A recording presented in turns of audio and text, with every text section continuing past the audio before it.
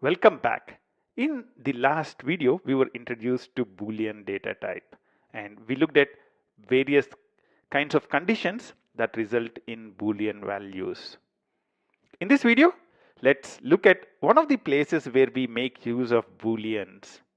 That's a if condition. Lot of times you would want to execute code only in certain situations, and in all those kind of situations you would use a if condition. Let's take an example. Let's say I has a value of 5. I would want to print something only if I is having a value greater than 3. How do I do that? The syntax of if is very simple. If followed by condition. So the condition I want to check is if I greater than 3 followed by a colon, press enter, leave 4 spaces as usual, and now I would type print. I'll use a formatted string. I'll say I is greater than 3. Now I press enter twice. What do you think will be the result? It says 5 is greater than 3. Let's say I has a value of 2. What would happen if I execute the same statement? If I greater than 3, print this. What would happen now? You'd see that nothing is printed to the console. So based on the value of I, either this statement is executed or not. That's what if helps us to do. If statement is a very important part of programming because most of the times in programming you're writing conditional logic.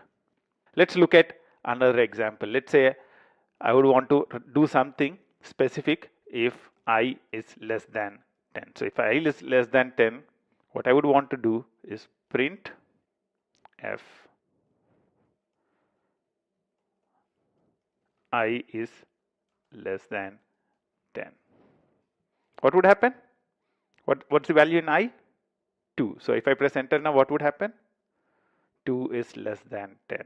However, if I change the value of I to 15, what would happen? If I execute the same statement again, you'd see that nothing is printed. This line of code is not really executed. The way you can think about a if is the line of code under the if is executed only when this condition is true. If this condition is not true, then this line of code is not executed at all. A simpler way to look at it is if false, print false. This line will not be executed because the condition evaluates to false. However, if it's true, what would happen? Whatever is printed in here, so I'm saying true in here, is printed out to the console. Let's now take two different numbers. Let's say A is equal to 5 and B is equal to 7. And I would want to compare them and print if A is greater than B. So I would want to check if A is greater than B, and if it's greater, then I would want to print A is greater than B. You can pause the video in here and try it as an exercise. The way you can do that is very simple, right? So if A greater than B, then print A is greater than B. You'd see that nothing is printed because A has a value of 5. Let's reassign A to 9 and execute the same statement again. What would happen? A is greater than B is printed, right? In this small video, we were introduced to the if condition.